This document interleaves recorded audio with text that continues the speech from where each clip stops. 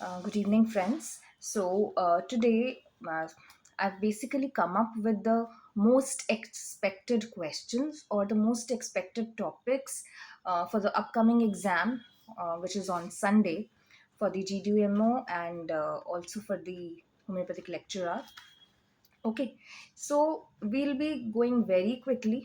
We'll be running through these topics and we'll be talking briefly about each one of these. Okay, according to me, at least, these are the most expected topics. Okay, from which questions are expected.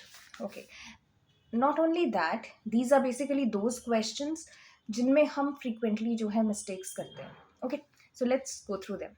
First of all, we'll be talking about atopic dermatitis. Now, it's basically type 1 hypersensitivity. Okay, यहीं पर हम अपनी बाकी hyper sensitivities जो हैं उनको भी देख लेते हैं. नाउ अगर हम हाइपर सेंसिटिविटी की बात करें तो टाइप 1 में हमारे पास अर्टिकेरिया, आपकी जितनी एटोपीज़ हैं, जितनी एलर्जीज़ हैं, there all covered in type 1 hyper sensitivity. Okay, even bronchial asthma is covered in type 1.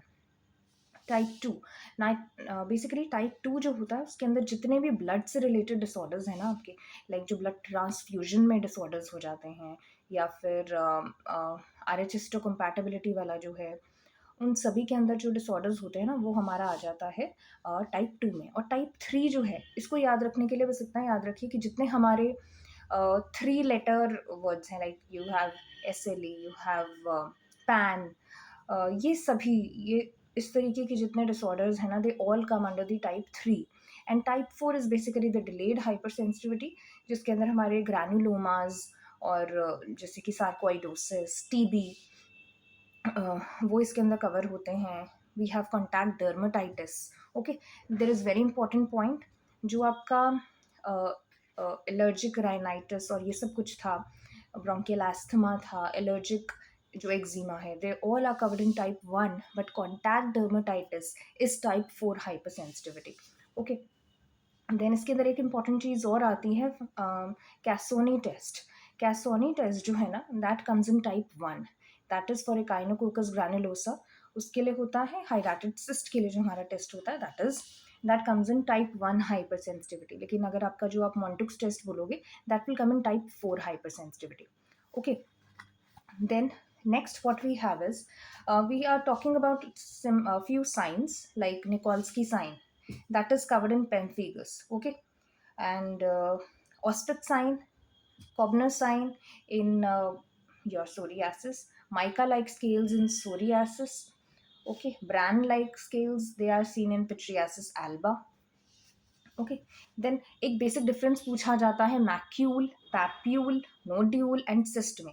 Macule क्या होता है? मैक्यूल जो है वो सिंपली एक स्मॉल पैच ऑफ स्किन है which is altered in colour. सिर्फ कलर में ऑल्टरेशन है, वो अपने सरफेस से एलिवेटेड नहीं होता.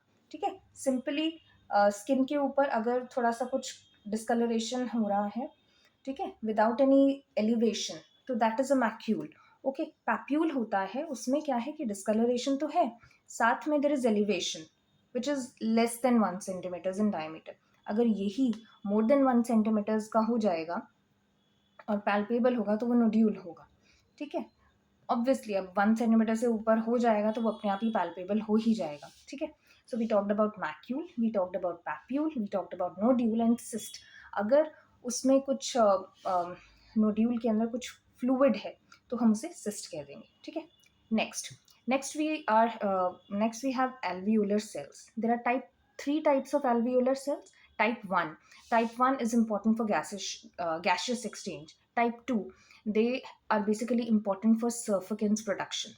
Okay, type 2 are important for surfactants production, and type 3 they are basically the chemoreceptors. Now type 2 जो है वो सर्फिकेंट्स बनाता है. ये सर्फिकेंट्स 24 वीक्स ऑफ प्रेगनेंसी जो होता है उसके अंदर ये बनते हैं, that is during the second trimester.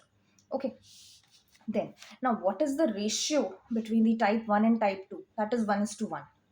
Okay, now next topic is basically abortions.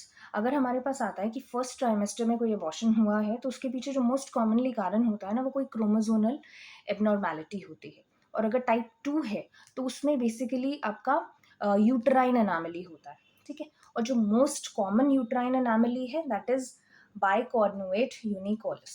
Okay, इसके ऊपर भी एमसीक्यू आता है। Then next thing that we have is, हमें दो, we are going to read about two conditions, one is MRKHS, okay, which is a kind of Mullerian agenesis, and the other one is AIS, which is gonadal dysgenesis, okay। पहला जो condition है ना, उसमें basically क्या होता है, आपके पास एक फीमेल मिलेगी जो कि जिसके पास there would be no uterus, there would be vaginal agenesis, okay, but there will be ovaries, ovaries होंगी, ठीक है। तो तो सेकेंडरी जो मोस्ट कॉमन कॉज है ऑफ प्राइमरी एनोरिया, ठीक है, that is gonadal dysgenesis. Now ये जो MRKHS है ना, बेसिकली यहाँ पर क्या हो रहा है, मुलेरियन डिसजेनेसिस हो रहा है। क्या हो रहा है इसमें एग्जैक्टली इसमें पेशेंट जो होता है उसके पास वेजाइना का जो अपर हाफ होता है ना, यूट्रस है, वेजाइना का अपर हाफ है, वो नहीं होता है, ठीक है। लोअर हाफ हो सकता है, ओवरीज होती हैं, ठीक है। इस वजह से and all the other like breast development and everything is there, but there is no uterus, okay. So why is it occurring, it is basically हमें उसी चीज़ से समझ जाना चाहिए कि यूट्रस और जो upper half of the vagina है वो डेवलप करता है फ्रॉम द मलेरियन डक्ट। तो अगर उस मलेरियन डक्ट की डेवलपमेंट में किसी भी तरीके का कोई डिफेक्ट आएगा, दैट इज मलेरियन एजेनेसिस, तो हमारे पास ये कंडीशन आनी ही आनी है, okay. And on the other hand we have another condition which is uh, gonadal dysgenesis। उसमें क्या होता है, उसमें तो यूट्रस है, विजाइना है, पर ओवरीज नहीं है, ठीक है। तो उस कंडीशन में हमारे पास क्या है, और उसकी जगह डेरास्ट्रिक टेस्टिस जो होती है वो डेवलप हो गई हैं। तो वो कंडीशन है, गोनाड्स जो हैं हमारे वो डेवलप होते हैं हमारे गोनाडल रिज से, ठीक है, गोनाडल रिज से डेवलप होते हैं। और अगर उसके अंदर किसी तरीके का कोई इम्पेयरमेंट आ गया है उसकी डेवलपमेंट में, तो that will result into dysgenesis, जो कि यहाँ पर हो रहा है, okay. Next we are going to read about MI में अगर आप पढ़ोगे ना, तो we'll start from the stable angina. Now stable angina हो क्यों रहा है, हो रहा है बिकॉज एथेरोस्क्लेरोसिस है, एथेरोस्क्लेरोसिस है, जिसकी वजह से पेशेंट को क्या होता है कि अगर वो थोड़ा सा एक्सर्ट करता है तो देर इज अ पेन और discomfort which last for about 5 to 10 minutes and then it goes away with the rest. और आप अगर सबलिंगुअल ग्लिसराइड्स अगर ले लोगे तो उससे भी वो आराम आ जाता है। नॉर्मली तो रेस्ट लेने से ही आराम आ जाता है। Now, since there is no involvement of the cardiac tissues, that is why यहाँ पर कोई जो एंजाइम्स हैं उनका एलिवेशन नहीं मिलेगा।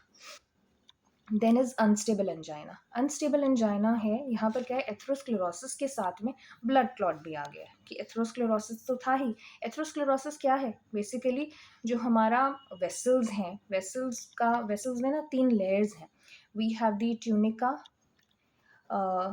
Intima, we have tunica media and we have tunica adventitia. ये सबसे पहले जो आउटर मोस्ट लेयर है ना हमारी, यहाँ पर एंडोथीलियल हमारे सेल्स हैं, ठीक है। उन एंडोथीलियल सेल्स के नीचे हमारे पास एक सब एंडोथीलियल लेयर है सेल्स की, और ये हमारा जो लेयर है दिस इज इंटिमा।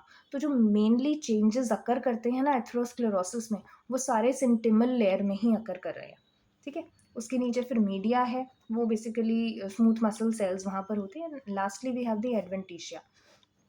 और ये जो स्मूथ मसल की लेयर है, इसके इनर साइड पे यहाँ पर we have the internal lamina and here we have the external lamina, okay. तो इतना बस जानने की ज़रूरत है कि एथेरोस्क्लेरोसिस जो है उसके अंदर मैक्सिमम चेंजेस कहाँ पर अकर करें। उसमें जो मैक्सिमम चेंजेस अकर कर रहे हैं they are in the intima, okay. Tunica intima में सारे चेंजेस जो हैं वो अकर कर रहे हैं। तो वहाँ पर अब ट्यूनिका जो आपका इंटिमा है उसके अंदर जो चेंजेस हो रहे हैं, एथेरोस्क्लेरोसिस हो रहा है, वहीं पर साथ में आके क्लॉट भी बन गया। अब क्लॉट बन गया और नैरोइंग हो गई, और नैरोइंग होगी तो अब पेशेंट को क्या है कि उसको रेस्ट पर भी प्रॉब्लम होनी शुरू हो गई है, ठीक है।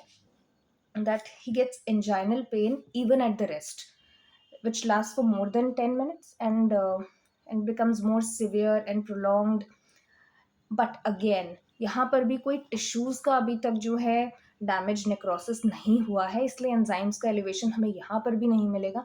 And again it is non ST elevation kind of thing, okay. Then there is another type which is variant angina, जिसे हम प्रिंसमेटल एंजाइना भी कहते हैं। नाउ इसके अंदर बेसिकली ये रेस्ट पर ही होता है and it is not related to exertion.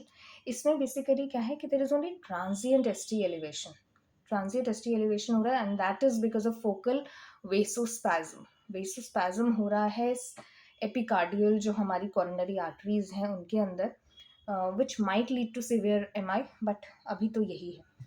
उसके साथ साथ एक और टर्म आती है, दैट इज ल्यूडविग्स एंजाइना। इसको कभी भी कंफ्यूज मत करना हमारे एंजाइना से, जो हार्ट से रिलेटेड है। Ludwig's angina is basically related to some mandibular gland जो है, और स्पेस से जो होती है उससे related. Then is your MI. Now MI is the condition जहाँ पर पेशेंट जो है, there is complete blockage of the blood supply to the heart, okay, जिसकी वजह से नेक्रोसिस हो रहा है टिश्यूज का, क्योंकि उन्हें ऑक्सीजन मिल नहीं रहा है। एंड दैट इज वाई उन नेक्रोसिस ऑफ टिश्यूज की वजह से जो है there occurs myocardial infarction. Okay, myocardial infarction हो रहा है, जिसकी वजह से अब आपको ईसीजी चेंजेस भी मिलेंगे, आपको कार्डियक एंजाइम्स में भी चेंजेस मिलेंगे। ईसीजी चेंजेस क्या होंगे? एसटी एलिवेशन है, टी वेव इन्वर्जन है, और जो कार्डियक एंजाइम्स में जो आपको चेंज मिलेगा ना, इसके लिए जो मोस्ट स्पेसिफिक है ना, दैट इज ट्रोपोनिन्स। बिकॉज वो अराउंड, अगर हम बोलें उनका रेज होने का जो टाइम है ना, दैट समवेट अराउंड 2 to 3 hours में ट्रोपोनिन्स जो होते हैं वो रेज हो जाते हैं, and they remain raised for a comparatively longer period as compare to the, अगर आप क्रेटिनाइन काइनेज को देखेंगे, वो 6 से 12 घंटे में तो सबसे पहली बात है आता है, और नेक्स्ट 36 to 48 hours में नॉर्मल भी हो जाता है। लेकिन जो हमारा ट्रोपोनिन्स है वो आता भी सबसे पहले है, विद इन 2 to 3 hours वो आ जाता है, and it stage days after all others have come back to their normal. Okay, then we move on to the next topic, which is portal hypertension. अगर हमारे पास एक कंडीशन है जिसमें हमारे पास हेमाटीमेसिस है और साथ में स्प्लीनोमेगाली मिल रही है, तो what it could be? Is it because of eclasia cardia or something? No, it is basically because of portal hypertension. जब भी हमारी portal vein में जो हमारा प्रेशर है, when it exceeds 5 milligrams of HT, तो क्या होता है कि it results into hypertension, जिसकी वजह से हमारे जितने भी वेराइसेस होते हैं ना, कोलेट्रल्स होते हैं, वो ओपन अप हो जाते हैं। ठीक है, अब इसकी वजह से उन कोलेट्रल्स के ओपन होने की वजह से जो ईसोफेगस के लेवल पर है, अगर वो ओपन होंगे तो हेमाटीमेसिस होगा। ठीक है, तो अगर ये हेमाटीमेसिस मिल रहा है और स्प्लीनोमेगाली मिल रहा है, तो understand that it's portal hypertension. Then is acute pancreatitis. ना, अगर हम एक्यूट पैनक्रियाटाइटिस की बात करेंगे तो उसके लिए जो मोस्ट कॉमन कारण है ना, वो अल्कोहल है। ठीक है, और अगर क्रोनिक पैनक्रियाटाइटिस की आप बात करोगे तो उसमें भी अल्कोहल आएगा, और साथ में gall stones, which is the second most important factor leading to pancreatitis. Okay, now, what is the marker for acute pancreatitis? It is serum lipase. जब serum lipase अपनी normal से 3 times ऊपर हो जाता है, तब we can actually diagnose serum acute pancreatitis. Then, now, अब एक anatomy का question है जो कि I came through, that is guy ropes. गाई रोप्स जो है बेसिकली हम 3 muscles हैं ऑफ द थाई जिनके लिए हम इसको यूज करते हैं, that is one is your sartorius, gracilis, and semitendinosus. All these muscles of the thigh, they together form the guy ropes. Okay, then coming on to fibroids. Now fibroids के बारे में जब हम समझे ना, तो अब अगर हमारे पास कोई पेशेंट आ रहा है and she is complaining of menorrhagia, और अगर हमने अल्ट्रासाउंड कराया and we get the fibroids, अब क्या है कि फाइब्रॉइड्स में भी ना you have various varieties. One is the pedunculated, other one is serosal, other one is submucous. ठीक है, इंट्राम्यूरल और ये सब भी हो सकते हैं, लेकिन इसमें आपको ये देखना पड़ेगा, अगर फाइब्रॉइड है और मेनोरेजिया हो रहा है, एक्सेसिव ब्लीडिंग हो रही है, तो वो मोस्ट कॉमनली सबम्यूकोजल होता है. ठीक है, पेडंकुलेटेड, सीरोसल जो हैं, इनके अंदर मेनोरेजिया इनकी वजह से कभी होता नहीं है. इट्स मोस्ट कॉमनली सब म्यूकोजल फाइब्रॉइड जिसकी वजह से मेनोरेजिया आकर करेगा. ठीक है, इसके बाद नेक्स्ट हम आते हैं ऑन टू निमोनिया. निमोनिया का जो लीडिंग कॉज है ना, that is your streptococcus pneumoniae. Okay, and इसकी हम वेरियस वैराइटीज़ देखते हैं. One is lobar, bronchopneumonia and interstitial. Okay, अगर एक एंटायर लंग और उसका लोब जो है वो होमोजीनियसली इन्वॉल्व है, then that is lobar pain, that is lobar pneumonia, और उसके अंदर प्लूराइटिक पेन मिलता है हमें. वाइल अगर हमारा पैची कंसोलिडेशन और पैची डिस्ट्रीब्यूशन है बाइलेटरली, तो इन्वॉल्विंग वन और सेवरल लोब्स, तो वो वाला हमारा जो है दैट इज़ ब्रोंकोनिमोनिया, जहाँ पर हमारा पैची इन्वॉल्वमेंट है। पैची इन्वॉल्वमेंट है तो समझ जाइए कि हमारे पास प्लूराइटिक पेन नहीं मिलेगा। While then is interstitial, जहाँ पे alveolar walls और connective tissue interstitium सबका इन्वॉल्वमेंट है। ओके, तो निमोनिया में बेसिकली हमें किस तरीके की पिक्चर मिलती है? We get the dull breath sounds हमें मिलेंगी, and there are high pitched bronchial sounds. Now vocal resonance जो है that will increase, vocal fremitus will increase। उसके बाद हमारे पास आता है एक बहुत इंपॉर्टेंट टॉपिक है हेपेटाइटिस। ओके, नाउ हेपेटाइटिस अगर हम इसको एक इसका थोड़ा सा ना इम्पॉर्टेंट है explanation, we must understand that. Now hepatitis में अगर हम देखें, हमने 5 टाइप्स पढ़े हैं, ए बी सी डी ई, ठीक है। इसमें से hepatitis B is the one which is DNA virus, all the others are RNA virus, ठीक है। और इनके नाम भी कई बार पूछ लिए जाते हैं, तो you can also remember that by a mnemonic, that is private hospitals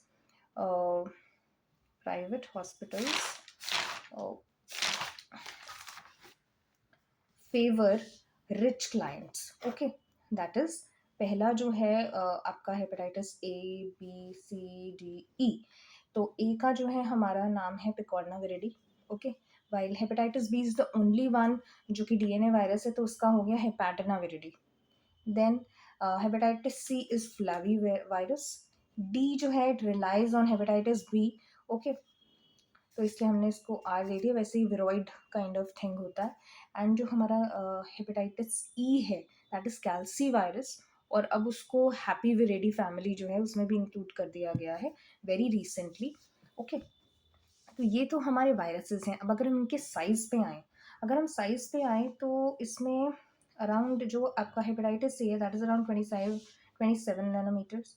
hepatitis B जो है दैट इज 42 नैनोमीटर्स, इसलिए इसको डेन पार्टिकल भी बोलते हैं हेपेटाइटिस बी का जो है। देन मूविंग फर्दर, उसके अलावा जो हमारे हेपेटाइटिस है ना, इनमें हमें अगर जो जानने की ज़रूरत है दैट इज़ इनका मोड ऑफ ट्रांसमिशन। तो इसके लिए ध्यान में रखिए आपका hepatitis A and hepatitis E, इन दोनों का फीको ओरल रूट है। ओके, और जो बी सी डी हैं इनके अंदर हमें पेरेंटरल रूट मिलता है ब्लड ट्रांसफ्यूजन्स के थ्रू, नीडल ब्रिक्स के थ्रू। एंड अगर हम बी और सी डी की बात करें तो इसमें हमें एक सेक्शुअल कंपोनेंट भी मिल जाता है as a mode of transmission. Okay, उसके बाद हमारे पास आता है, अगर हमें मेजरली किसी एक हेपेटाइटिस के बारे में पढ़ना बहुत ज़्यादा ज़रूरी है तो वो है हमारा हेपेटाइटिस बी। बट उससे पहले हम और चीज़ भी देख लेते हैं कि अगर आप एक्यूट, तो किसी से भी हो सकता है, A B C D E virus किसी से भी एक्यूट हेपेटाइटिस तो हो सकता है, लेकिन जो क्रोनिक हेपेटाइटिस है ना उसके लिए इम्पोर्टेंट है B C and D.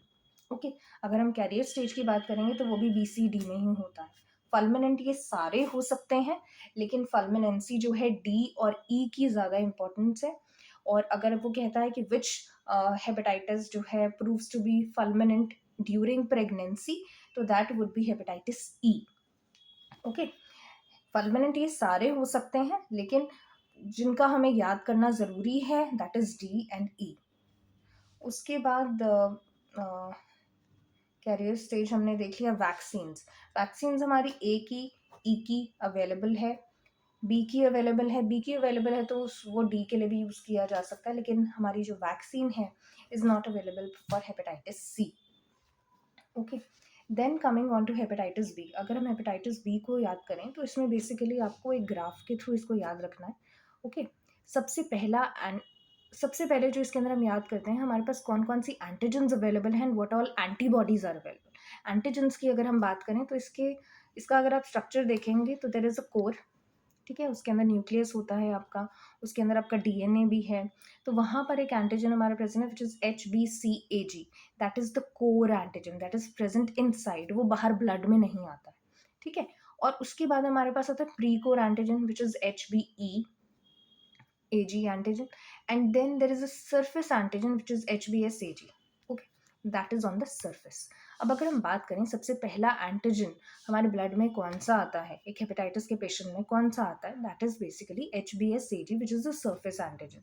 Okay, that comes around 4 to 5 weeks और 4 to 6 weeks ऑफ इन्फेक्शन जो होता है उस टाइम पे वो अपेयर होता है इन द ब्लड। और फिर वो अराउंड 24 वीक्स तक वो रहता है वहाँ पर, ठीक है, ब्लड में रहता है। उसके बाद एक थोड़ा छोटा पीरियड आ जाता है जो कि विंडो पीरियड होता है, जिसमें HbS-Ag नहीं है आपके ब्लड में, ठीक है। तो उस विंडो पीरियड को क्रॉस करने के बाद HbS-Ag की जो है एंटीबॉडीज जो हैं वो अपेयर होते हैं, and that stage for a very long time. Okay, तो एक तरीके से HbS-Ag और उसकी जो एंटीबॉडीज हैं ये बेसिकली एक एपिडेमियोलॉजिकल मार्कर है, ठीक है।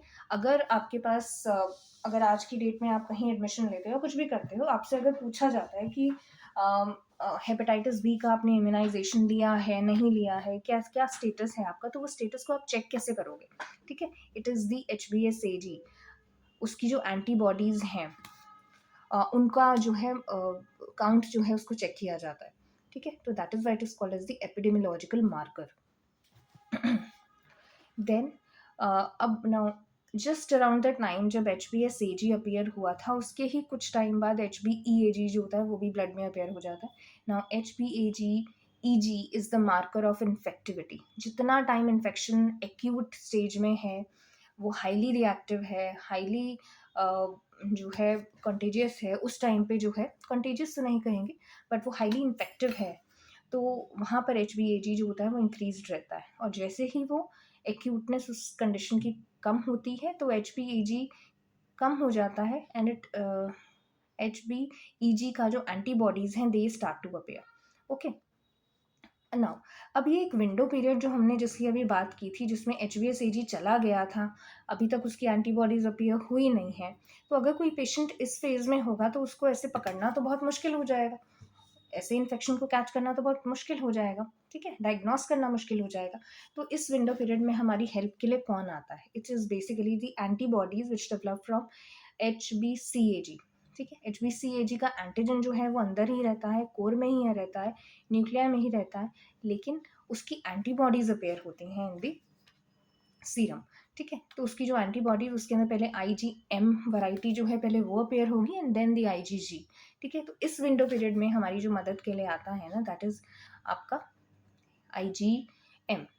Okay, IgM variety of HbCAg antibodies. Okay, now अब now I give you few scenarios and you'll have to tell कि कौन कौन सी कंडीशन में हमारे कौन कौन से एंटीजन्स या एंटीबॉडीज अवेलेबल है, ठीक है। अगर हमारे पास HbS-Ag पॉजिटिव है एंड HbEAg भी है और साथ में IgM एंटी HbC एंटीबॉडीज हैं, तो what kind of condition is this? So this is the place where of acute hepatitis, ठीक है। इसको आप याद रख सकते हो सीमा से, that is S for HbS-Ag, E for HbEAg and M for IgM antibody. तो अगर ये सीमा का कंडीशन है ना, तो समझ जाइए ये एक्यूट हेपेटाइटिस की कंडीशन है, it's highly infective. Then we have a condition जहाँ पर हमारे पास सारी एंटीबॉडीज है। वी हैव HbS-Ag हमारा नेगेटिव हो चुका है, एंटी-HbS एंटीबॉडीज जो हैं वो they have started to appear, IgM antibodies हैं, IgG एंटीबॉडीज हैं, IgE चला गया है और एंटी-HbE एंटीबॉडीज, तो ऑलमोस्ट सारी एंटीबॉडीज हमारे पास हैं। तो ये जो कंडीशन है ना, ये समझ जाइए कि रिकवरी का फेज होता है। देन अगर पेशेंट के पास सिर्फ एंटी-HbS है तो द पेशेंट इज इम्यून। अगर एंटी-HbS एंटीबॉडीज जो हैं अगर उनका titre is more than 10 international units, okay, then you are immune. then is window period में हमारी हेल्प के लिए एंटी IgM जो एंटीबॉडीज हैं हमारी वो हेल्प करने के लिए आती हैं। और अगर ठीक है, so that was all about hepatitis. Now let's move on to the anaemia. Anaemia के ऊपर भी क्वेश्चन पक्का से आता ही है।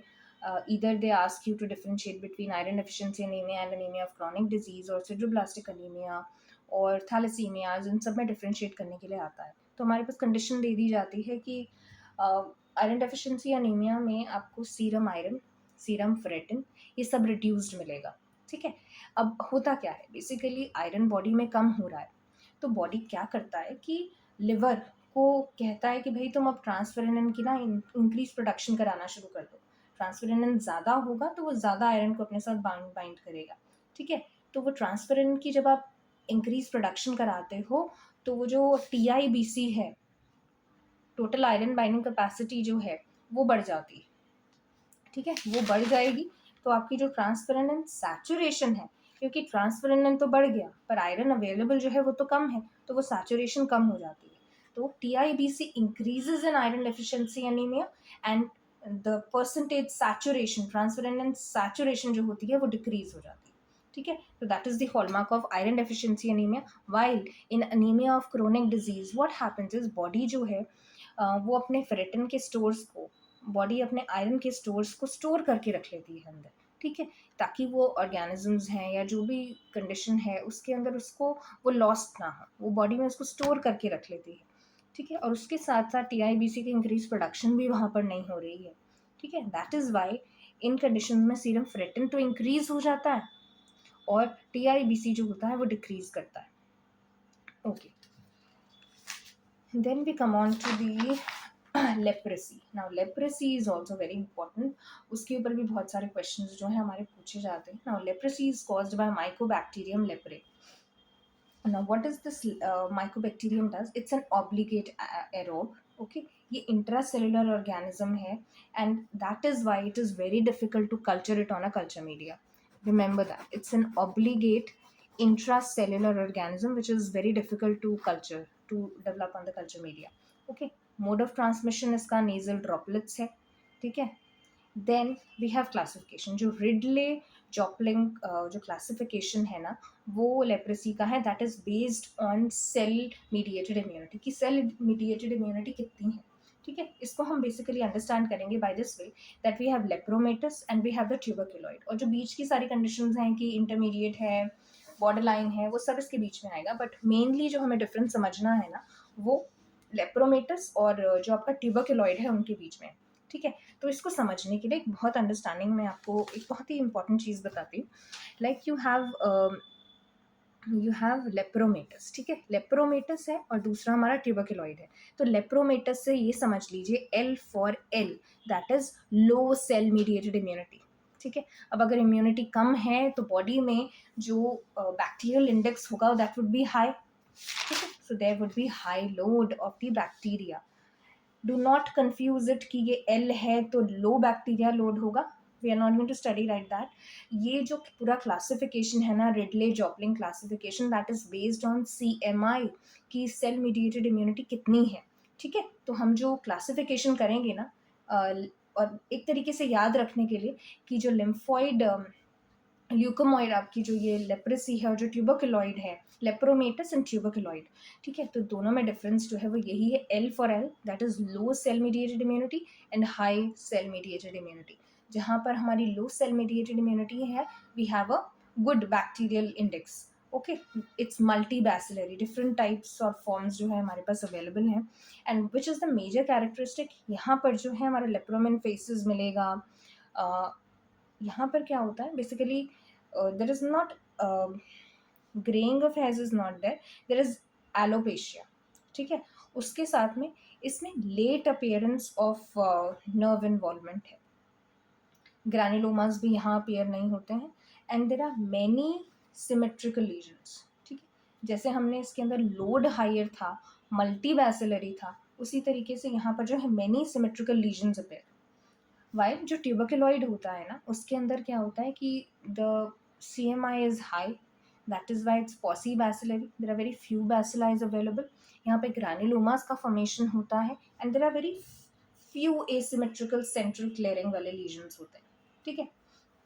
Then coming on to now why it is very difficult to eradicate leprosy, leprosy को इरेडिकेट करना इतना मुश्किल क्यों रहा है, बिकॉज इसका एक लॉन्ग और एक वेरिएबल इंक्यूबेशन पीरियड है। नाउ इसका डायग्नोसिस कैसे किया जाता है, इसके डायग्नोसिस के लिए आपको स्किन में से जो है स्लिट स्मीयर, स्किन स्मीयर्स जो है लेने होते हैं, जो कि हम 6 डिफरेंट पोजिशन से लेते हैं, ठीक है। वो 6 साइट्स क्या हैं, forehead, cheeks, chin, one earlobe, and the nasal mucosa. And buttocks. Okay, one is forehead, one cheek, third chin, fourth is the earlobe, fifth is the nasal mucosa, and sixth is the buttocks. These are the 6 sites जहाँ से smears जो होते हैं लिए जाते हैं and और उसको फिर जेडन स्टेन से हम जो है stain which is basically use with 5% H2SO4 leprosy LEPROSY, तो उसके अंदर 5 है तो 5% H2SO4 के साथ इसको यूज़ किया जाता है। इस 5% H2SO की वजह से हम इसको फाइट फराकोस्टेन भी कहते हैं। Fite Faraco stain is use for leprosy. Okay ना, तो बेसिकली इसमें क्या नज़र आता है हमें, lepra cells, foamy cells, globi cells, cigar bundle वाले सेल्स, ये सेल्स हमें जो है इसके अंदर नज़र आते हैं। They are basically what, they are basically the bacterias which are engulfed by the macrophages. हैं तो मैक्रोफेजेस, और उन मैक्रोफेजेस ने बैक्टीरियाज को एनगल्फ किया हुआ, bundle of bacterias, they are cigar shaped. Okay then if you come on to कि leprosy जो है it does not involve CNS, CNS को इन्वॉल्व नहीं करता है। उसके अलावा आप जो लेप्रोमिन टेस्ट करते हो ना, वो डायग्नोस्टिक नहीं है। It is not diagnostic, it is only use to evaluate the status of CMI, कि सेल मीडिएटेड इम्यूनिटी कितनी है, बस उसको इवेल्युएट करने के लिए यूज़ किया जाता है। अब जिस तरीके से TB के लिए we do the Mantoux test, उसी तरीके से लेप्रेसी के लिए we have the lepromin test. ठीक है, तो इसकी इंटरप्रिटेशंस कैसे आती हैं, जैसे मॉन्टुक्स टेस्ट में ना हमारी जो इंटरप्रिटेशन है वो अराउंड 2 to 3 डेज में आती है। उसी तरीके से हमारा जो लेप्रोमिन टेस्ट होता है ना, उसके अंदर 2 फेजेस होते हैं। पहला फेज होता है पहला जो है इन द फर्स्ट 2 डेज, वो अर्ली रिएक्शन होता है जिसे हम फर्नांडिस रिएक्शन कहते हैं। और जो दूसरा होता है एट 3 वीक्स, जिसे हम मित्स्यूडा रिएक्शन कहते हैं, which is the late reaction, which is at 21 days, 2 days and then 21 days. तो इनिशियली जो है okay, then we move on to next topic is parathyroid gland. Okay, now parathyroid glands और दूसरा है हमारा थायराइड ग्लैंड। अगर आप parathyroid gland को देखोगे तो वो थायराइड ग्लैंड जो है उसी के ऊपर जो होता है इस तरीके से प्रेजेंट होता है ऑन द बैक साइड। ठीक है, थायराइड ग्लैंड हमारा बटरफ्लाई शेप ग्लैंड है, और पैराथायरॉयड उसी के ऊपर जो होता है इस तरीके से प्रेजेंट है। नाउ व्हाट हैपेंस इज कि हमारे थायराइड ग्लैंड जो होता है उसका काम होता है, उसके अंदर जो फॉलिकुलर सेल्स हैं दे रिलीज बेसिकली आपका जो कैल्सिटोनिन है, कैल्सिटोनिन रिलीज करते हैं। वाइल जो हमारा पैराथायरॉयड ग्लैंड है उसका काम हो रहा है पैराथ हार्मोन को सिक्रीट करना। ठीक है, तो अब अगर हमें फंक्शन समझना है कि पैराथायरॉयड ग्लैंड से जो पैराथ हार्मोन आ रहा है उसका फंक्शन क्या है, उसका फंक्शन है P for पैराथ hormone and P for parachute, that is it increases the calcium in the serum. Okay, लेकिन वो ये सीरम में कैल्शियम को लाता कहाँ से है, ये बेसिकली क्या करता है, ये बॉडी में जो ऑस्टियोक्लास्ट्स होते हैं ना उनकी एक्टिविटी को बढ़ा देता है, जो कि बोन से कैल्शियम को तोड़ के ले आते हैं कि भाई हमें तो सीरम में कैल्शियम को बढ़ाना है, तो बोन से कैल्शियम को तोड़ के यहाँ पर ले आओ। Okay, so this is what they do. And on the other hand we have thyroid gland, जिसका काम होता है, उसके सी सेल्स का काम होता है कैल्सिटोनिन बनाना। ये कैल्सिटोनिन क्या करता है, ये हमारे सीरम में से कैल्शियम को लेके जाता है और बोन्स में डिपॉजिट करता है। ये ऑस्टियोब्लास्टिक एक्टिविटी को बढ़ाता है और बोन्स में कैल्शियम को डिपॉजिट करता है, तो ये सीरम कैल्शियम को कम करता है। तो अब हमारे पास क्वेश्चन जो है ना वो इस तरीके से आता है कि देयर इज़ अ फीमेल जो कि रेगुलर बेसिस पर बहुत लंबे समय से मिल्क का इंटेक जो है कम कर रही है। ठीक है, तो जब भी आप मिल्क का इंटेक कम करोगे तो आपके सीरम में कैल्शियम जो है उसके लेवल्स लो हो जाएंगे। तो जैसे ही ये पैराथ हार्मोन को पता चलेगा कि भाई बॉडी में जो कैल्शियम है, सीरम कैल्शियम है वो लो हो गया है, तो वो क्या करेगा, वो सीधा पैराथ हार्मोन को स्टिमुलेट करेगा कि भाई जाओ तुम बोन से कैल्शियम को तोड़ो और सीरम में लेकर आओ। तो जब भी वो ऐसा करेगा आपकी बोन्स वीक होंगी, and that is why it is advisable to take milk. Okay, now next what we have is after leprosy and parathyroid hormone, उसके बाद हमारे पास आते हैं COPDs। now chronic obstructive pulmonary disease, इसमें हमारे पास ना 5 डिजीज आती हैं। We have chronic bronchitis, we have emphysema, we have bronchitis, we have bronchiolitis and we have bronchial asthma. Okay, ये सब इसके अंदर कवर होते हैं।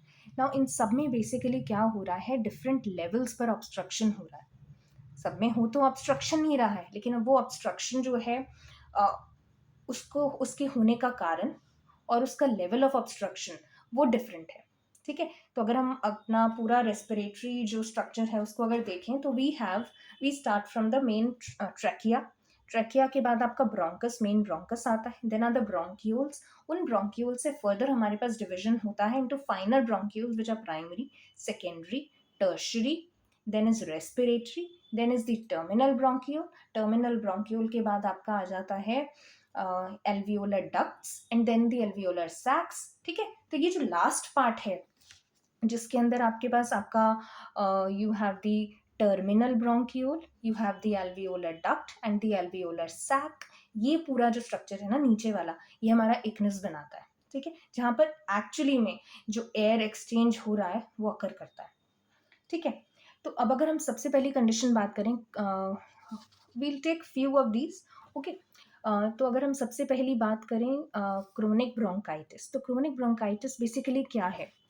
अगर पेशेंट में आपको बताता है कि उसको जो है प्रोडक्टिव कफ हो रहा है for at least about 3 months, 3 months for 2 consecutive years। ठीक है, अगर उसको इस तरीके की प्रॉब्लम हो रही है कि उसको एक्सेसिव अमाउंट्स ऑफ जो है प्रोडक्टिव कफ जो है वो अकर कर रहा है for about 3 consecutive months and that too for the 2 consecutive years। ठीक है, तो वो क्रोनिक ब्रोंकाइटिस कंडीशन होती है। तो ये डेवलप कैसे होती है? बेसिकली स्मोकिंग की वजह से। स्मोकिंग एक स्ट्रेस का फैक्टर एक्ट करता है हमारी बॉडी में। जैसे कि हमने देखा है कि जब भी किसी तरीके का कोई स्ट्रेस आता है तो बॉडी के सेल्स जो हैं अडेप्ट करने की कोशिश करते हैं। वो कैसे अडेप्ट करते हैं? वो अडेप्ट करते हैं बाय ईदर अंडरगोइंग हाइपरप्लेजिया और अंडरगोइंग हाइपरट्रोफी, और there are many other methods, but यहाँ पर ये हो रहा है स्मोकिंग की वजह से। जब लाइनिंग, रेस्पिरेटरी लाइनिंग इरिटेट होती है तो it adapts to it by undergoing hypertrophy and hyperplasia.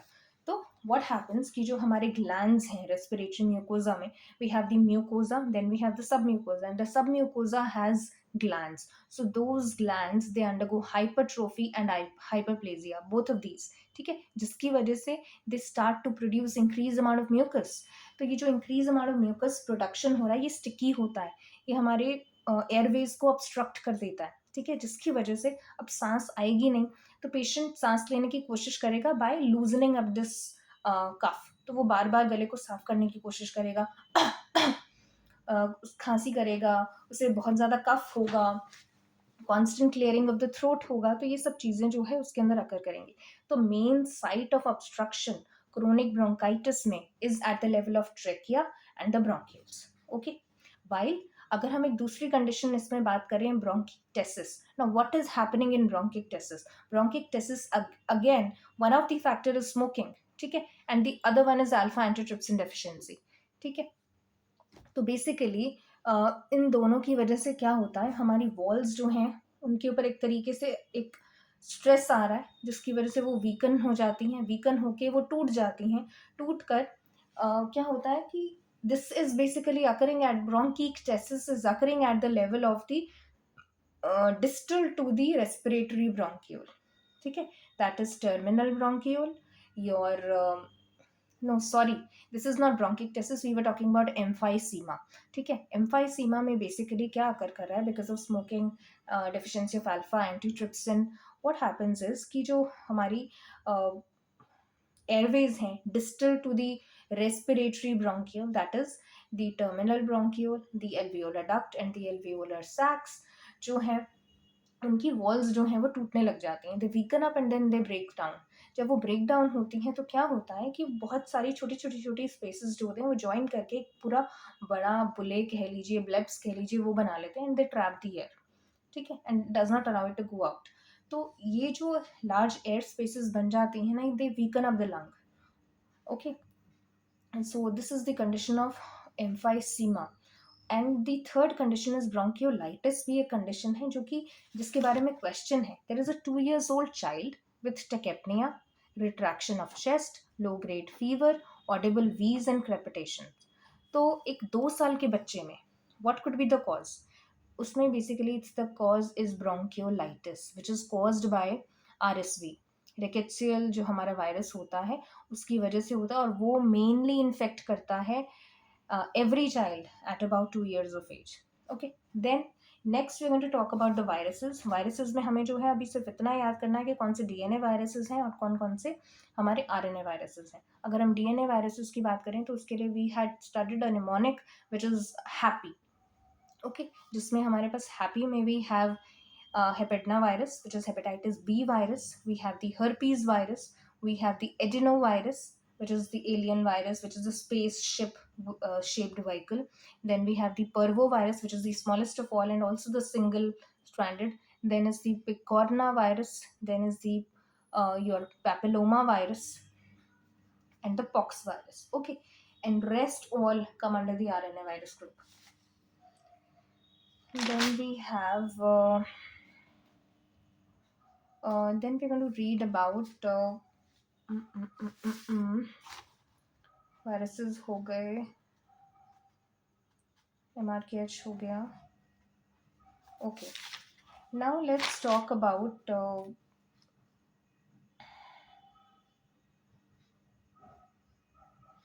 okay, let's talk about the placentas. We have different sorts of placentas. One is placenta membranaceae, placenta ecreta, battledore placenta and filamentous placenta. ठीक है, तो इसको हम basically किस तरीके से याद करेंगे. placenta membranaceae, that is जो मेम्ब्रेन था membranaceae हो गया, that is it has thickened. जो प्लासेंटा है उसकी मेम्ब्रेन जो है it is unduly thick and large. Then is placenta accreta, that is accreta is it has anchored itself to myometrium instead of joining itself to the endometrium, it has joined itself to the myometrium. Okay, battledore इसकी एक door से जुड़ा हुआ है, that is via cord it is attached to a membrane, एक cord से attached है to a membrane. And then filamentous is key, it is attached to the margins. Filamentous, that is membrane margin. तो जो cord है is attached to a margin of placenta. Okay, उसके बाद coming on to इसमें एक point जो है बीच में ऑर्गेनॉन का भी आ गया. सो अगर हम बात करें कि जो फर्स्ट डिफरेंट एडिशंस जो हैं हमारे ऑर्गेनॉन के, तो फर्स्ट एडिशन जो है, अब इनके लिए जो हमें याद करना है कि कहाँ कहाँ ये पब्लिश हुए हैं, तो उसके लिए बेसिकली मेरा mnemonic that is talc. First edition is Torgau, second in Leipzig, third fourth fifth in Kothen and the last one is Paris. Okay, then moving on to then we have the pneumococcal जो vaccine है ना, उसके बारे में भी question आता है ना. अगर 2 साल से छोटा बच्चा है तो उसके लिए जो है बेसिकली PCV13 दिया जाता है, जिसे हम प्रेवनार के नाम से जानते हैं. और अगर मोर देन 2 years है तो उसके लिए we use Pneumovax which is PPV23. Okay, now after that we have, now we are going to read about the जो national immunization हमारा schedule है, we're going to read about it. Okay, but अभी I just got a point, so I just told you जो हम बच्चों के लिए less than 2 years के लिए यूज़ करते हैं, that is Prevnar, while the one which is used for children above 2 years of age or 2 years onwards we use PPV23, which is Pneumovax. Okay, then now what is BMI? BMI is weight upon height. अगर हम एमासिएशन की बात करेंगे, wasting की बात करेंगे, तो that वो हमें एक्यूट मैल न्यूट्रिशन बताता है कि कितना है, that is your weight upon height. While अगर हमें स्टंटिंग पता करनी है, that is height upon age. तो ये दो क्वेश्चन आते हैं, इमासिएशन और जो वेस्टिंग है, that is an indicator of acute malnutrition which is equal to weight upon height. और जो स्टंटिंग है वो एक साइन है बेसिकली आपका which shows height upon age. While अगर आपका क्रोनिक मैलन्यूट्रिशन के बारे में आपको पता करना है तो you check weight upon age. Emaciation weight upon height, while stunting is height upon age. लेकिन अगर आपको क्रोनिक मैलन्यूट्रिशन के बारे में जानना है तो that is weight upon age. Okay, now child का जो वेट है वो बर्थ के टाइम पे जो हम एवरेज वेट लेके चल रहे हैं, that is around 2.5 kgs. Okay, it doubles at 5 to 6 months, it triples at 12 months, and it quadruples at 24 months, that is 2 years.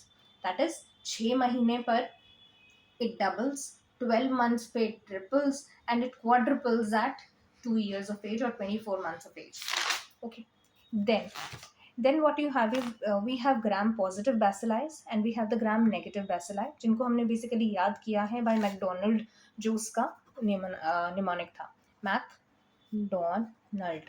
ठीक है, तो इसमें हमारे पास आता है माइकोबैक्टीरियम ट्यूबरकुलाई, बैसिलस एंथ्रासिस, जिसको हमने ए यूज कर लिया, anthracis bacilli, then clostridium, then is diphtheria, diphtheroids, then you have Acetinomycetes, Legionella, Nocardia. All these are gram positive and all the others are gram negative. और अगर हम बात करें कि ऐसा क्या है इनके अंदर जो इनको पॉजिटिव और नेगेटिव बना रहा है, बेसिकली जो हमारे बैक्टीरियाज होते हैं उनके वॉल में जो है पेप्टिडोग्लाइकन्स होते हैं. ठीक है, ये पेप्टिडोग्लाइकन्स जो है ना, ये इसको पॉजिटिविटी देते हैं. नाउ व्हाट हैपेंस इज कि इनकी जो वॉल्स हैं जो ग्राम पॉजिटिव होते हैं, they are made up of PPPPT, that is penta peptidoglycans. ठीक है, इनसे ये बना होता है. उसके अलावा there are pentapeptide cross bridges are also there, teichoic acid is there. और जो नेगेटिव होते हैं, नेगेटिव वो होते हैं उनके अंदर ओपीए होता है. What is OPA? OPA is lipopolysaccharides जो हैं आपको, उसका टाइप 1 जो कि एक ओ एंटीजन होता है. ठीक है, then is type 2 is your polysaccharides and type 3 is a lipid A, which is the endotoxin. तो जो आप इतना हम एंडोटॉक्सिन्स पढ़ते हैं इन बैक्टीरियाज के, वो एंडोटॉक्सिन बेसिकली क्या है? वो एंडोटॉक्सिन प्रोड्यूस करने वाले आपके ग्राम नेगेटिव वेसिलाइज हैं. ओके, नाउ ग्राम स्टेन को अगर आपको समझना है तो वो आप कैसे करोगे? Come in and stain, that is C for crystal violet, then is the grams iodine, alcohol and saffronin. Initially अब क्या है कि एक प्लेट है जिसके अंदर आपके ग्राम नेगेटिव बेसिलाइज भी हैं, ग्राम पॉजिटिव बेसिलाइज भी हैं. तो वहाँ पर हम जो है क्रिस्टल वॉयलेट डालते हैं, तो उससे जितने ग्राम पॉजिटिव हैं और जितने ग्राम नेगेटिव हैं, सारे के सारे जो हैं वो क्रिस्टल वॉयलेट हो जाते हैं. Then we put on a मॉडेट which is the gram iodine, and then we add a decolouriser which is an alcohol, जिससे कि क्या होता है कि जितने भी आपके ग्राम नेगेटिव है ना, वो अपना कलर लूज कर देंगे. सिर्फ ग्राम पॉजिटिव जो है they will remain violet colour. ठीक है, उसके बाद हम एक काउंटर स्टेन डालेंगे विच इज सैफ्रनिन. ओके, तो वो बाकी जो ग्राम नेगेटिव है उनको स्टेन कर देगा. तो इससे you can differentiate between the gram positive and the gram negative. Okay, then coming on to gram negative gram positive के बारे में हमने बात कर ही लिया. Now we come on to the, अब यहाँ पर हमारे पास ना एक और बीच में ऑर्गेनॉन का ही हमारा पार्ट आता है विच इज़ केन्स 12 ऑब्जर्वेशंस. अगर हम केन्स की 10 ऑब्जर्वेशंस के बारे में बात करें ना, तो हम इसको बेसिकली डिवाइड कर देते हैं 3 पार्ट्स में. ठीक है, 1 से 5 एक पार्ट में, 6, 7, 8, 9 एक पार्ट में, और 10, 11, 12 एक पार्ट में. ठीक है, तो पहला जो है हमारा दैट इज़ 1, 2, 3, 4, 5, हम इनको एक साथ पढ़ेंगे. दैट इज़ 1 इज़ कि प्रोलॉन्ग्ड एग्रेवेशन था और फाइनल डिक्लाइन हो गया. सेकंड कि प्रोलॉन्ग्ड एग्रेवेशन था but then patient started to get better. And third is कि एक क्विक शॉर्ट एग्रेवेशन था और उसके बाद फाइनली पेशेंट इम्प्रूव हो गया बहुत अच्छे से. And then is the fourth one कि एग्रेवेशन था ही नहीं, सीधा एमिलोरेशन हो गया. ठीक है, जो कि एक एक्यूट केस के लिए तो बहुत अच्छा माना जाता है, बट क्रॉनिक केस के लिए एक डाउट में ले आता है हमें कि भी ये कैसे हो गया. एंड देन इसकी पहले amelioration and then followed by aggravation. ठीक है, तो ये 5 जो ऑब्जर्वेशन हैं ये तो हमारी पहली हो गई. उसके बाद आता है 6, 7, 8, 9. 6 से याद कर लीजिए short, that is 2 short relief of symptoms. 7 कि सभी वैसे तो पेशेंट को बहुत अच्छा लग रहा है लेकिन उसके सिम्टम्स जो हैं वो अभी रिलीव नहीं हुए हैं. 8 से याद कर लीजिए आई और ओ को अगर आप ध्यान में रखो तो 8 is इडियोसिंक्रेसीज and 9 is about the प्रूवर्स जो खुद अपने मेडिसिन को प्रूव करते हैं तो उससे उनको क्या बेनिफिट्स होते हैं. देन 10 इज अबाउट जब न्यू सिम्टम्स अपेयर हो रहे हैं तो क्या करेंगे. 11 is about when the old symptoms appear. So what does that signify? And the 12th is when the symptoms they change their direction. Okay. तो आप क्या करोगे. तो these are the 12 observations. I am not getting into the details, मैं बस आपको help कर रही हूँ कि आप किस तरीके से इनको याद रख सकते हो. ठीक है, तो उसको अगर इस फ्लो में याद करोगे ना कि हमने स्टार्ट किया फर्स्ट ऑब्जर्वेशन से जहाँ पर पहले एग्रेवेशन हो रहा है फाइनल डिक्लाइन हो रहा है, फिर वो एग्रेवेशन थोड़ा सा कम हुआ और पेशेंट अब इम्प्रूव कर रहा है. वो एग्रेवेशन बहुत रैपिड शॉर्ट हुआ और फाइनल फिर पेशेंट इंप्रूव करा, which is the ideal that we want. And fourth one is, जो कि बहुत रेयरली देखने को मिलता है, कि सिम्टम्स बिल्कुल अच्छे से मैच हो गए, डोज बिल्कुल अच्छे से मैच हो गई, तो कोई एग्रेवेशन हुई ही नहीं, सीधा एमेलियोरेशन ही हो रहा है। And the fifth one is कि एमेलियोरेशन हुआ फॉलोड बाय एग्रेवेशन, ठीक है। Then is the sixth, that is too short relief of symptoms. Seventh, that is patient symptoms are better, patient is feeling better, but symptoms are not relieved. Then is eighth, idiosyncrasy. Nine, the prover is proving all the symptoms. Okay, तो उससे उसको क्या benefit है? Then is 10, appearance of new symptoms. 11, appearance of old symptom. And 12 is change of direction of the cure. When the case is going in the wrong direction, then what to do? Okay. Then coming on to, हमारे पास कुछ rheumatological conditions हैं which are SLE, RA, OA, gouts. तो हमें इन सब में जो है डिफ्रेंसिएशन जो है अपना समझना है, ठीक है ना। इनमें से अगर हम बात करें कौन सा नॉन इरोजिव है, देन दैट्स SLE, ठीक है। इरोजिव आपका RA है, देन इवन OA भी है, ठीक है। अब इनमें कौन कौन से जॉइंट्स की इन्वॉल्वमेंट होती है और कौन कौन से इनके प्रोमिनेंट साइंस हैं, हम उनको याद रखेंगे बस, ठीक है। We are again not going into all kind of details, you all know about RA, OA, everything. Now अगर हम RA की बात करें तो RA में बेसिकली हमारे जो हैं अगर हमारे कौन कौन से जॉइंट्स इन्वॉल्व होते हैं, अगर हमें वो समझना है, तो it's the metacarpophalangeal joints and the proximal interphalangeal joints, इनका इन्वॉल्वमेंट होता है। ओए की अगर हम बात करें तो it's the proximal interphalangeal joints and the distal interphalangeal joints, okay, and the large joints of the body. RA में we get the ulnar deviation, we get the swan neck deformity, we have the Botnia's deformities, okay. While in OA we get the Brocard nodes and we have the Herbenden nodes. अब ये समझने के लिए कि हर्बेंडन्स DIP का है या PIP का है, और जो आपके ब्रोकार्ड्स हैं they are of the PIP और DIP, इसके लिए you can remember that by means of a mnemonic which is basically your HOP, HOBP, HOBP, that is HOBP, which is H. Herbenden nodes are basically your DIPs, and your Brocard nodes are your proximal interphalangeal joints. Okay, then if we talk about gouts, तो वो तो uric acid metabolism का एक metabolic disorder है, ठीक है। Then is your SLE, SLE is a non erosive, non deforming हमारा एक तरीके का आर्थराइटिस है इसमें, but there are pseudo deformities, ठीक है। स्यूडो डिफॉर्मिटीज हैं, स्यूडो डिफॉर्मिटीज क्यों कह रहे हैं, क्योंकि ये रिड्यूसिबल है। अब RA OA की कोशिश करोगे they not reducible, but these are reducible, that is why they are pseudo deformities, और इसको हम जैकॉर्ड आर्थ्रोपैथी जो है वो कहते हैं। नाउ उसके बाद हमारे पास आता है, then we want to read about shock.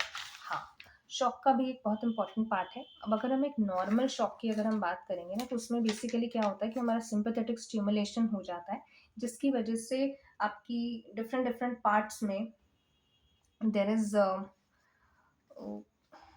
Sympathetic activity के इंक्रीज होने की वजह से व्हाट हैपन्स इज कि देर इज हार्ट का स्टिमुलेशन हो गया, स्वेट ग्लैंड्स है उनका स्टिमुलेशन हो गया, जिसकी वजह से देर इज स्वेटिंग, पल्स जो है वो वीक और थ्रेडी हो गया, देर इज टैकीकार्डिया, और पेशेंट जो है कोल्ड एंड क्लैमी स्किन उसकी हो जाती है, ठीक है, because because of the वेसो construction at the periphery, periphery पे वेस्टो कंस्ट्रक्शन हो रही है, ठीक है। तो इसकी वजह से कोल्ड क्लैमी जो है बॉडी पार्ट्स आपको मिलेंगे, टेकेपनिया मिलेगा, उसके साथ में you get the increase heart rate, you get the sweating, you have get tachypnoea, all this. लेकिन ऑन द अदर हैंड हमारे पास अगर एक क्वेश्चन आता है जिसके अंदर we get a patient with spine, chest and abdominal injury in a road traffic accident, ठीक है, रिमेंबर, और साथ में हमें हाइपोटेंशन मिल रहा है, ब्रैडिकार्डिया मिल रहा है, तो ये कौन सा शॉक है? Now basically this is the condition of neurogenic shock, okay. Neurogenic shock में जो है हमारा आर्टीरियोलर डायलेशन होता है, वीनो डायलेशन होता है, और पूलिंग हो जाती है of the blood in the venous system, जिसकी वजह से we get the hypotension and we get the bradycardia. Then because neurogenic shock जब भी होता है, रोड ट्रैफिक एक्सीडेंट होता है, तो उसमें क्या होता है, we get the bradycardia and we get the warm peripheries, ठीक है। That is because of the suppression of the sympathetic tone. जो हमने नॉर्मल शॉक पढ़ा था उसके अंदर जो कि हाइपोवोलीमिक हमारा शॉक होता है, वहाँ पर we got bradycardia, we get cold clammy extremities. While road traffic accident जो है वहाँ पे न्यूरोजेनिक शॉक हो रहा है, वहाँ पर what will you get, there you will get bradycardia, you will get warm peripheries, remember that. Okay, next what we have is हाँ, about the layers of the skin. अगर हम लेयर्स ऑफ द स्किन को की बात करें तो उसमें हमारे पास क्या है कि we have 1 2 3 4 5, we have the 5 layers. तो उसके लिए एक निमोनिक है, come let's get sunburn, that is come से सी, एल से एल, लेट से एल, गेट से जी, सन से एस एंड बी बर्न से बी। ठीक है, तो C for corneum, corneum striatum, L for lucidum, then G for granulosum, S for spinosum and B for basalis. Okay, और उसके अलावा जो फर्दर जो क्लासिफिकेशन पहले होता है दैट इज ऑफ स्किन का epidermis, then is dermis and then is hypodermis. तो हम वो जो टैटूइंग की बात करते हैं ना, वो मोस्ट कॉमनली डर्मिस को इन्वॉल्व करती है। ठीक है, it's not the epidermis, it's basically the dermis. जो हम हीम क्रोमेटोसिस पढ़ते हैं ना, हीम क्रोमेटोसिस में जो हमने पढ़ा था कि there is bronzing, that is increased iron का डिपोजिशन हो रहा है। तो वो आयरन कहाँ डिपॉजिट हो रहा है, वो आयरन का डिपोजिशन जो हो रहा है that is not in the superficial layer, it is in the dermis, it is not in the epidermis, it is in the dermis. और ये सारे जो लेयर्स थे they were the division of epidermis. उसके बाद भी come on to the vasculitis, this is very important part और इससे क्वेश्चन आता ही आता है, कहीं ना कहीं से आएगा। ठीक है, तो इसको बहुत अच्छे से पढ़ने के लिए what we do is we divide it into the following classification which is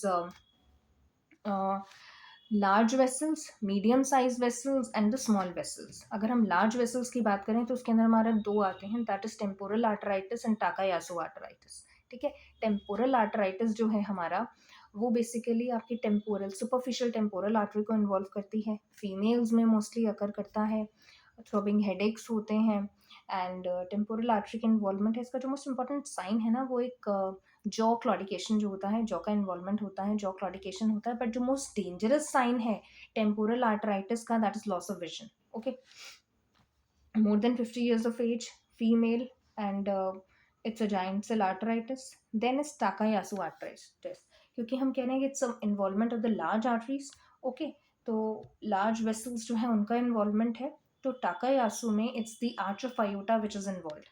ठीक है, now arch of aorta जो होता है उसका involvement होता है in the Takayasu arteritis. अब arch of aorta में भी किसका involvement, subclavian artery का, which supplies the upper limb, upper limb को सप्लाई करता है। अब उसका अगर वैस्कुलाइटिस है, आर्टराइटिस है, तो upper part of the limb को जो है ब्लड सप्लाई नहीं मिलेगी अच्छे से, तो एक तरीके से फीबल पल्स हो जाएगी इन दी अपर एक्सट्रीमिटीज, वाइल आप नीचे पैरों में फील करने की कोशिश करोगे तो it will be absolutely fine.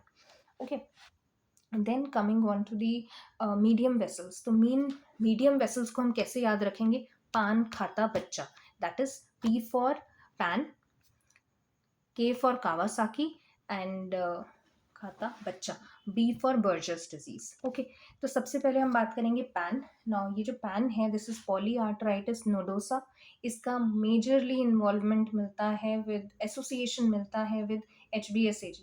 ठीक है, हेपेटाइटिस बी जो होता है उससे इसका एसोसिएशन मिलता है, और साथ में इसका also you get the involvement with what I read was, चलो let's leave that. Now basically जो है इसके अंदर पैन में मोस्ट कॉमनली इन्वॉल्वमेंट होता है आपके रीनल वेसल्स का। अब क्योंकि हमने कह दिया कि HBsAg है तो ये मत समझिएगा कि लिवर का इन्वॉल्वमेंट इसमें हो रहा है, it's basically the kidneys which are involve. And what is spared, spared होता है P is not with P, that is pulmonary vessels जो हैं आपकी वो स्पेयर्ड होती हैं। और साथ में देर इज, जो कि हमने नेक्रोसिस जब पढ़ा था we read about that pan has fibrinoid necrosis. Okay, so here we have fibrinoid necrosis. Then we have Kawasaki. अब आपने सुना होगा कोविड के टाइम पर बहुत सारे बच्चे जो हैं they were tested positive for Kawasaki like features as well. Okay, ऐसा क्यों, बिकॉज जो कावासाकी है उसके अंदर जो हमारी एंटीबॉडीज मिलती हैं ना, there are anti endothelial antibodies मिलती हैं। ठीक है, एंटी एंडोथेलियल सेल एंटीबॉडीज मिलती हैं which are also positive for COVID. Okay, तो जब भी आपको कुछ ऐसा सिनारियो नजर आ रहा है जिसके अंदर एमआई के फीचर्स, एक 5 साल से छोटा बच्चा अगर एमआई से एक्सपायर हो गया या उसको डायग्नोस किया जाता है तो समझ जाइए कि हाँ उसके अंदर कहीं ना कहीं कावासाकी का कोई लक्षण है। ओके, तो बेसिकली कावासाकी जो है उसका आप डायग्नोसिस कैसे करते हो? कावासाकी के डायग्नोसिस के लिए हमें पहला इंपॉर्टेंट चीज़ जो चाहिए वो है फीवर, और सेकेंडली जो हमारा क्रीम क्राइटेरिया है उसमें से 5 में से 4 होने ज़रूरी हैं। What are those? Cream, that is C for conjunctivitis, which could be bilateral, R for rash, E for erythema palmar, then A for adenopathy, and M for mucosal involvement, जिसकी वजह से इसके अंदर स्ट्रॉबेरी टंग मिलता है, which is also found in scarlet fever. Scarlet fever, Kawasaki, इन सब में मिलता है हमें। ठीक है, और यहाँ पर अब क्या है कि कावासाकी का मोस्ट कॉमनली इन्वॉल्वमेंट जो है एसोसिएशन है कॉरोनरी आर्टरीज के साथ, इसलिए इसके अंदर एमआई कॉज होता है। एक 5 साल से छोटा बच्चा जिसके अंदर एमआई हो जाए तो समझ जाइए वहाँ पर कावासाकी है, और यहाँ पे प्लेटलेट्स रेज हो जाते हैं। ठीक है, इसलिए you get thrombocytosis. Then we move on to the small vessels. Small vessels का जो है वी हैव फर्स्ट जिसके अंदर इम्यून कॉम्प्लेक्सेस बनते हैं, and the other one is which is pauci immune. तो इम्यून कॉम्प्लेक्सेस जिसमें बनते हैं देर वी हैव हेनलॉक Schonlein purpura and Berger's disease. हेनलिक शॉनलिक परप्यूरा जो है उसके अंदर basically what we get is कि आईजीए डिपोजिशन होता है वेसल्स में, जो स्मॉल वेसल्स हैं हमारी उनके अंदर आईजीए डिपोजिशन होता है।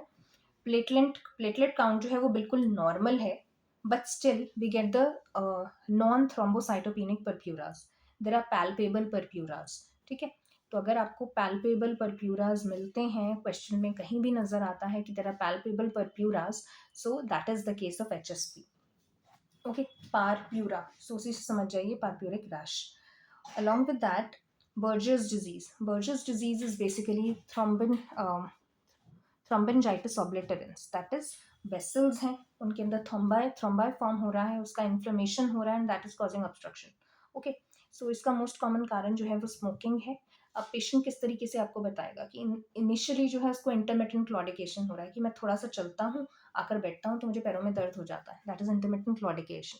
But later on it converts into, because initially जो था इन्वॉल्वमेंट सिर्फ आर्टरीज और वेन्स का था, तब तक वो इंटरमिटेंट पेन कर रहा था only on exertion, but when the nerves also get involve that leads to pain even at rest. Lymphatics का कभी इन्वॉल्वमेंट नहीं होता है बर्जर्स डिजीज में। Berger's, B for Berger, B for BD, that is most commonly chronic smokers में मिलता है। Okay, then what we have is, उसके अलावा जो हमारे पॉसी इम्यून है, पॉसी इम्यून से क्या मतलब है, अभी तक हमने जितने भी पढ़े थे ना उसके अंदर कहीं ना कहीं कोई ना कोई इम्यून कॉम्प्लेक्स जो है हमारा बन रहा था। फॉर एग्जाम्पल अगर हम पैन पढ़ रहे थे that was associated with HBsAg। Kawasaki जो है उसके अंदर एंटी एंडोथेलियल एंटीबॉडीज जो हैं वो हमें मिलती हैं। बर्जर्स है उसके अंदर हमारे पास सिगरेट स्मोकिंग हमें मिल रहा था। HSP है उसके अंदर IgA का जो है डिपोजिशन हमें मिल रहा था। Now we have certain conditions जहाँ पर there is less immune complexes. ठीक है, पॉसी इम्यून है तो उसमें हमारे पास बेसिकली 3 आते हैं, that is Wegener's, microangiopathic polyarteritis, and C for Churg Strauss syndrome. Okay, तो इसमें हम वेजनर्स को सबसे पहले पढ़ेंगे। वेजनर्स को आप विप्रो से याद करिए, विप्रो दैट इज, इसके अंदर हमारे पास जो PR3 एनका है, हमारे एनका जो होते हैं दे आर एंटी न्यूक्लियर, जो हमारी सेक्रोमिसिस एंटीबॉडीज होती हैं वो होती हैं, they are P ANCA, they are C ANCA. जो पी एनका होता है वो MPO एनका होता है, और जो सी एनका होता है वो PR3 एनका होता है। यहाँ पर भी अगेन वही रूल अप्लाई होता है कि P is not for P, that is P ANCA is not for PR3, it is for MPO। ठीक है, नाउ जो वेजनर्स है ना, Wegener's is the one which has Wipro, that it can have both P ANCA and C ANCA, but most commonly इसके अंदर PR वाला होता है which is your C ANCA। तो Wegener's is positive for C ANCA। ठीक है, और दूसरा हमारा होता है माइक्रोएंजियोपैथिक पॉलीआर्थराइटिस। ये एब्सोल्युटली ऑपोजिट होता है ऑफ पैन, इसके अंदर स्मॉल वेसल्स का इन्वॉल्वमेंट होता है। ग्लोमेरुलोनेफ्राइटिस, एक इंपॉर्टेंट पॉइंट जो हमारा मिस हो गया है, दैट इज पैन में किडनीज का इन्वॉल्वमेंट होता है बट कभी भी ग्लोमेरुलोनेफ्राइटिस उसमें नहीं होता। ठीक है, एंड वहाँ पे पल्मोनरी वेसल्स का इन्वॉल्वमेंट नहीं था, वो स्पेयर्ड थी। यहाँ पे पल्मोनरी वेसल्स इन्वॉल्व होती हैं। वहाँ पे HPS-AG से इन्वॉल्वमेंट था, माइक्रोएंजियोपैथिक पॉलीआर्थराइटिस में कोई इन्वॉल्वमेंट नहीं होता। देन एक चक-स्ट्रक्स सिंड्रोम, उसके लिए बस इतना याद रखिए कि there is eosinophilic granulomas. And then moving on to there are certain cardinal movements of the labor, जिसको लेबर में किस तरीके से सारा सारा प्रोसेस जो है वो चलता है, तो उसको हमने एक निमोनिक के थ्रू याद किया, which is एडफीसियर।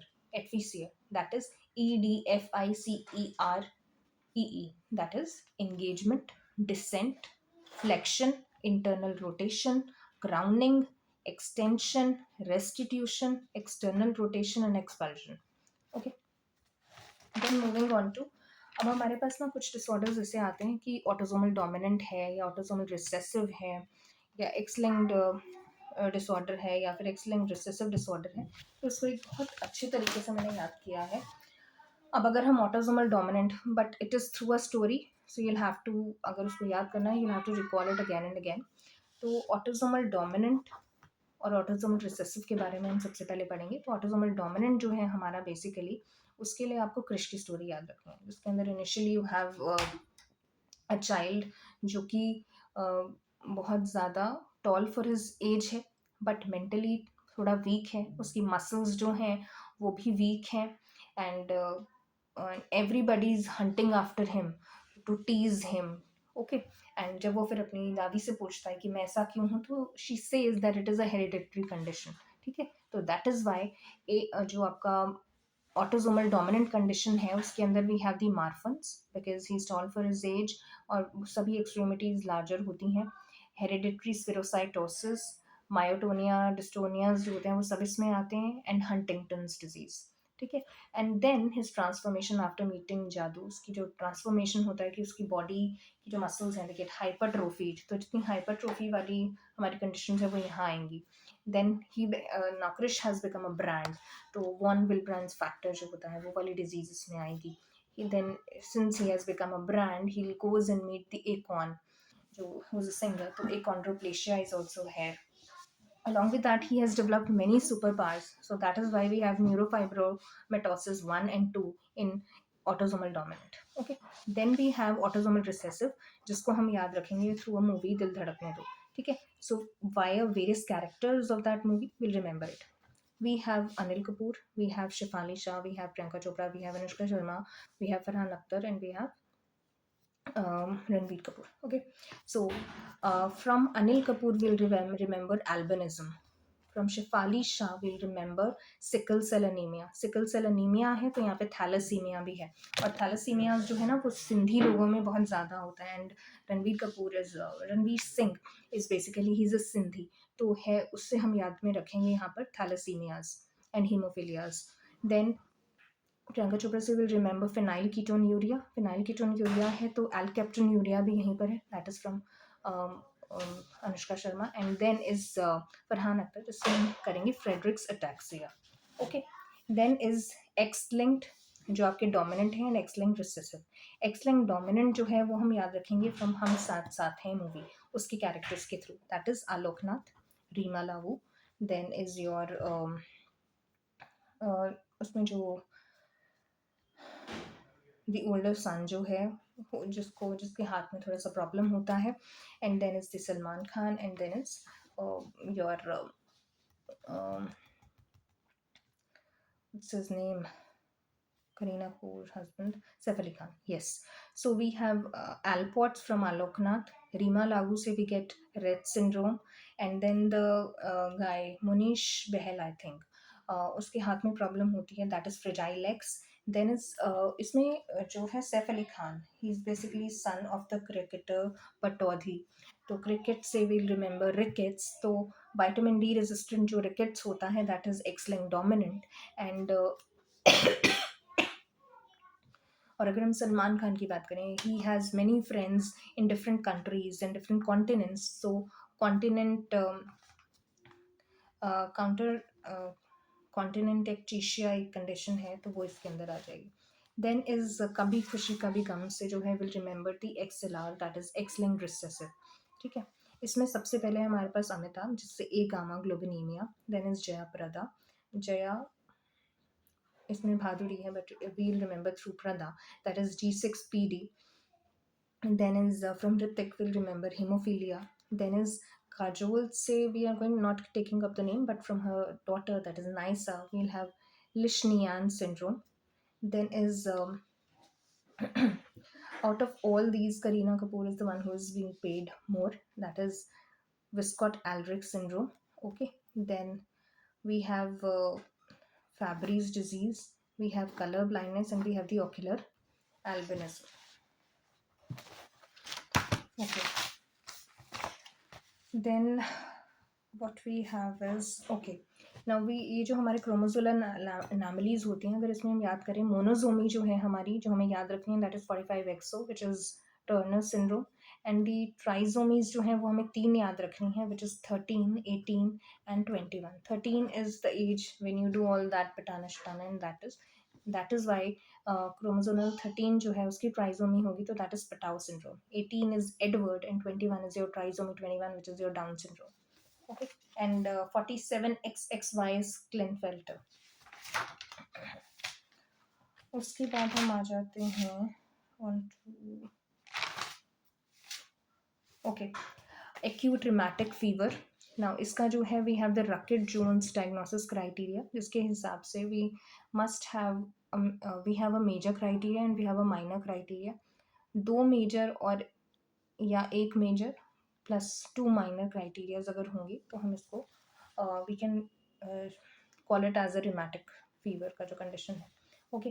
तो major criteria we will remember by means of case. That is C for carditis, A for arthritis, not arthralgia, it's arthritis. S for subacute nodules, E for erythema marginatum, and S for sydenham scoria.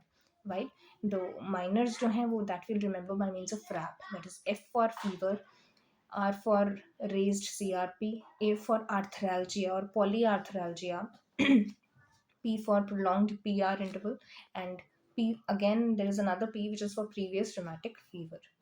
Okay. Then we have dysmenorrhea. Now dysmenorrhea के बारे में हमने जो है दो conditions हमने पढ़ी थी. Now एक में तो है कि मेंसेस स्टार्ट होने से 4 दिन पहले जो है पेन जो है वो स्टार्ट हो जाता है 3 to 4 days prior to the menstruation, and it lasts throughout the period. That is basically because of endometriosis. Okay. While agar wo with the menses या pain begins in few hours before or just after the onset of the menstrual period, and then may last for about 48 to 72 hours. कि menses जब start हुए उससे कुछ घंटे पहले start हुआ और 2 से 3 दिन में या 72 hours में वो चला भी जाता है, तो that is normal जो primary dysmenorrhea होता है, which is not because of any kind of pelvic pathology. Okay. Then we have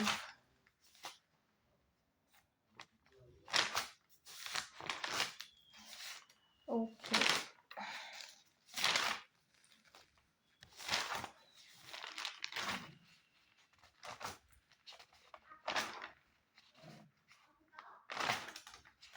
Okay, then we can talk about certain hemorrhages.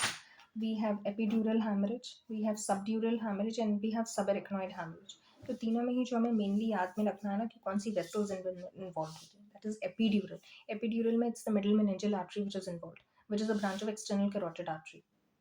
Maxillary artery, which is of the branch of external carotid artery. Then is the sub dural haemorrhage. उसके अंदर basically आपके जो Venus sinuses हैं, plexus हैं, उनका involvement है. And lastly the सबरेक्नॉइड जो है उसमें इन्वॉल्वमेंट आपका जो आपका मिडल सेरेब्रल आर्टरी होता है ना, उसका इन्वॉल्वमेंट होता है, उसकी ब्रांचेस का जो बेरीज एन्यूरिज्म है उसका इन्वॉल्वमेंट होता है. तो एक इसमें बहुत इंपॉर्टेंट चीज़ है कि ल्यूसिड इंटरवल, कि एक पेशेंट आपके पास आता है कि उसका कुछ एक्सीडेंट हुआ, वो कुछ टाइम के लिए बेहोश हो गया, देन वो खुद उठ के आता है, रिपोर्ट लिखवाता है, and then after some time वो अगेन अनकॉन्शियस हो जाता है. ठीक है. He falls down and then he again after some time regains consciousness. तो ये जो पीरियड है of unconsciousness, then consciousness, and then again unconsciousness, that is episode of consciousness between the two states of unconsciousness. कि यहाँ he was unconscious after the accident, then he became conscious, and then again unconscious. तो ये जो period है of consciousness between the two unconsciousness के period में, जो है that is the lucid interval and that occurs in epidural haemorrhages, जो कि यूजुअली रोड ट्रैफिक एक्सीडेंट्स में अकर करते हैं. दिस इज क्वाइट डेंजरस कि पर्सन जो है उसके अंदर इस तरीके का एक हेमरेज हो चुका है, वो खुद उठ के ड्राइव करके जो है रिपोर्ट लिखवाने आता है, एंड देन अगेन अनकॉन्शियसनेस. ये अनकॉन्शियसनेस वाइल ड्राइविंग भी हो सकती थी. तो ये ल्यूसिड इंटरवल जो होता है ये उसके अंदर अकर करता है. Then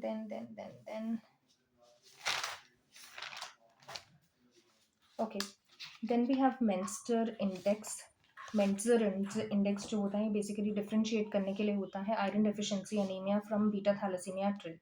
ओके, हम इसमें क्या करते हैं basically, iron deficiency anemia which has I that is increased when it is when this Menzer index is more than 13, it's iron deficiency anemia, and when it is less than 13, it's basically beta thalassemia trait. ये basically differentiate करने के लिए होता है iron deficiency anemia का from beta thalassemia by calculation of what, MCV divided by the RBC count.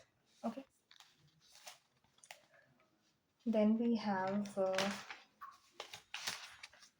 okay, now we're going to read about a little about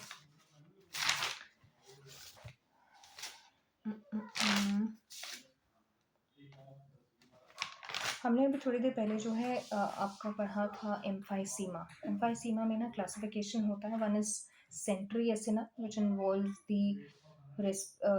your terminal respiratory bronchiole, and then is your panacinar जो कि complete involvement है, and then is septal जो last वाला distal septas जो है उनका involvement होता है. तो इसमें से C for century, SNR, and S for smoking. They're rhyming, C and S. So that is related to smoking, while जो pan SNR है that is related to alpha antitrypsin deficiency. Okay. Then we have alopecia. Now alopecia में हमें 3-4 तरीके के alopecias जो है हमें पढ़ने हैं, which is telogen effluvium, then anagen effluvium, alopecia areata, hormonal जो androgen की वजह से जो हो रहा है, and lastly the tractional and trichotillomania. Okay, ना अब एक तरीके का जो स्ट्रेस होता है लाइक जो कि हेयर लॉस जो कि पोस्टपार्टम अकर करता है, या किसी भी तरीके के स्ट्रेस की वजह से, हमारे लिए हमारे एग्जाम्स हैं, किसी के लिए कुछ भी हो सकता है, it could be because of Covid या कोई एक्यूट इन्फेक्शन की वजह से या किसी स्ट्रेस की वजह से पोस्टपार्टम तो है, दैट इज टीलोजन एफ्लुवियम. लेकिन अगर वो कैंसर के बाद या उसकी कीमोथेरेपी के बाद जो हेयर लॉस होता है ना, that is anagen effluvium. Okay, and then is alopecia areata. This is autoimmune. इसके अंदर बॉडी में खुद के सेल्स जो है वो टारगेट करें T lymphocytes of the body, and they are destroying those hair bulbs. इसलिए इसके अंदर एक्सक्लेमेशन मार्क वाले हमें जो है हेयर फॉलिकल्स जो हैं वो हमें मिलते हैं. That is autoimmune. And then is hormonal, जिसके अंदर इंक्रीज एंड्रोजन्स की प्रोडक्शन की वजह से मेल टाइप ऑफ पैटर्न हमें मिलता है. देन इज ट्रैक्शनल एलोपेशिया, जो कि अपनी हेयर्स को परमानेंटली जो है हेयर डैमेज हो जाता है by keeping your hairs tight. बहुत ज़्यादा टाइट कस के बांधने से उनको हो जाता है, that is traction. And trichotillomania, ये तो मेनिया है जिसके अंदर you are pulling your own hairs. Okay, then there is scarring alopecia, and then there is non-scarring alopecia. Now coming on to the scarring alopecia, we have STD devil. ठीक है, इसके अंदर we have scleroderma, tinea capitis, we have DLE, we have lupus, we have lichen planopilaris. While जो non scarring होता है उसके अंदर we have that's STD, which is THATS STD, जिसमें आता है tinea capitis, hormonal, anagen effluvium, telogen effluvium, SLE, then your zinc deficiency, iron deficiency, trichotillomania, ये सब इसमें आते हैं. Okay, then we have NVBDCP program. Now this is National Vector Borne Disease Control Program. अब जैसे इसके नाम में है, we have these 6 alphabets, that is NVBDCP. Okay, so this basically consist of basically 6 disease जिनके लिए लड़ रहा है, that is malaria, chikungunya, dengue, filariasis, Japanese encephalitis and kala azar. इसमें हमारे पास बेसिकली जो मॉस्किटोज हैं दे आर एनोफिलीज, जिसमें फीमेल एनोफिलीज जो कि मलेरिया कॉज करता है। Then is aedes mosquito causing dengue and chikungunya, culex which is causing filariasis, and Japanese encephalitis, and sandfly which is causing kala azar. तो अगर ये question आता है कि national vector borne disease control programme जो है, it consist of how many disease and what all disease, so we can remember from the alphabets itself, N, V, D, C, P, that is 6 alphabets, 6 disease. Mission Indradhanush has 12 diseases. Okay, then you have